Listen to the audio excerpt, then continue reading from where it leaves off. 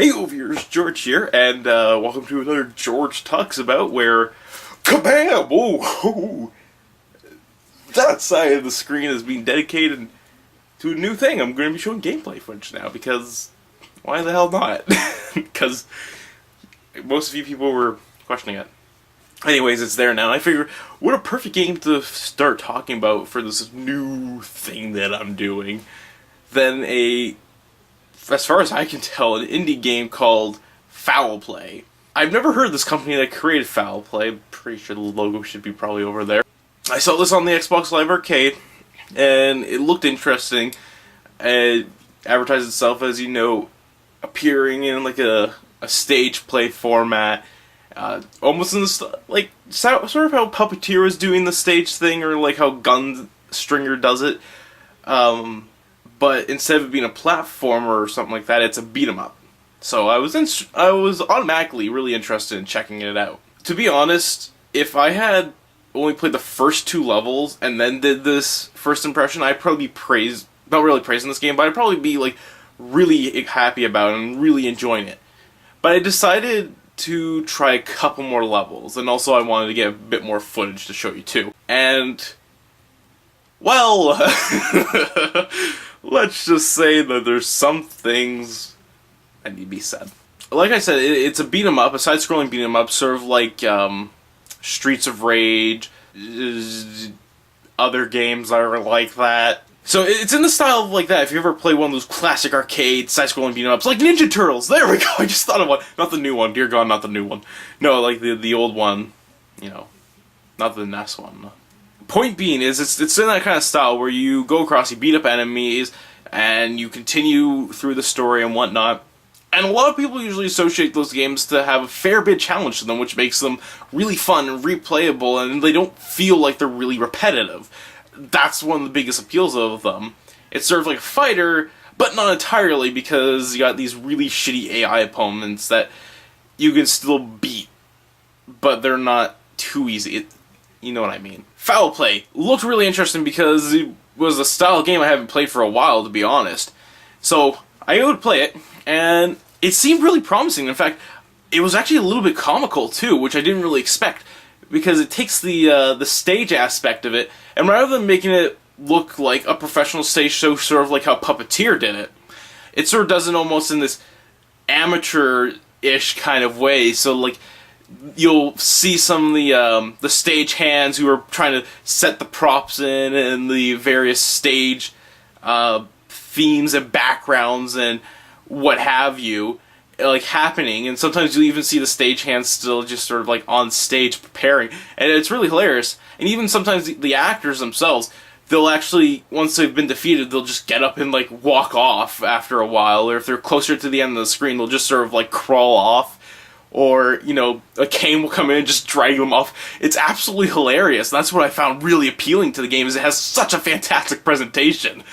I was immediately grabbed by it, and I think that sort of, like, covered a couple of the problems I'm going to address about this game, because once you've played a few more levels of it, that sort of charm slowly wears off, because they start almost repeating a couple themes, although there are things that they do that keep it interesting, such as the way that they transition between things, like where you go inside the tomb, the characters go into the tomb elevator, and then the stage like sets itself up into the darker inside the tomb, and then it opens, and they don't even move. I thought that was brilliant, because that's exactly what they probably do on a stage, or they cut off to a different scene.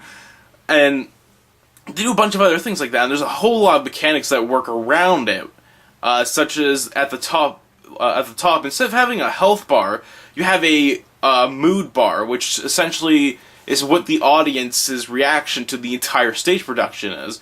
And the better that you do within the production, the more the audience enjoys it, and the more that you start sucking at it, of course, the audience isn't going to really like it as much. And you want to try and appeal to them as much as you can, and the best way to do that is, of course, string a bunch of combos. Here is where things start going into the problem area. First off, the way that your health bar, or the mood bar, is set up, it's almost, in fact, it is literally impossible to lose at this game. like, no matter what, it doesn't seem like you can actually fail a level. It says that, in the game, it says that if your mood bar gets to 0, the curtains close and, you know, the production's over, audiences hate it and whatnot. It's going to be critically panned by critics. But I've gotten it to 0 multiple times, and, you know, all you hear is the audience booing, but nothing happens. And even at that, it doesn't last long. Quickly, you'll just start stringing combos again and beating shit up, and then quickly getting back on track in the audience immediately liking your show. And that's a huge problem, is because that automatically makes the game way too fucking easy. Nothing in the game presents as a challenge because you don't feel like you're being challenged at all, because there's no repercussions for you sucking at the game. It doesn't work that well. And that's one of the things that doesn't make the game really fun after a while. It makes it really repetitive because you're just going with the flow, you're doing the motions, and it makes the game kind of boring after a while.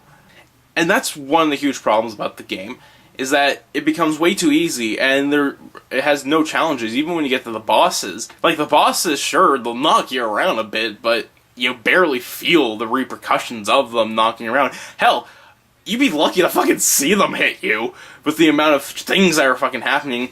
Most of the time, you'll just be hitting buttons, and things happen, and eventually, you win. And I think that's one of the big problems about this, is the company definitely focused heavily on how the style of the game is being presented, and keeping in the presentation of it being a show on the stage. And what ended up happening, by the looks of it, is that the beat-em-up mechanics and the difficulty sort of suffered a little bit, and in fact it doesn't seem to work all that well. Much like I said, the mood meter, which is, you know, more or less your health bar, never really gets to 0. I mean, it gets to 0, but I mean, it doesn't get to the 0-0 where it's game over. Another thing about this game is stringing combos is really, really easy. It has been on record that I suck at fighting games, but I do enjoy them, of course. And beat 'em ups tend to go between the lines of being a fighting game, more or less. And of course, I'm not that great at them, but of course I still play them. I really love them. And with that said, I'm not the best at stringing combos, but in this one, holy shit. I was stringing combos left and right like I was the king of Tekken. It was weird. And I think that also attributes to the fact that the game is really, really easy.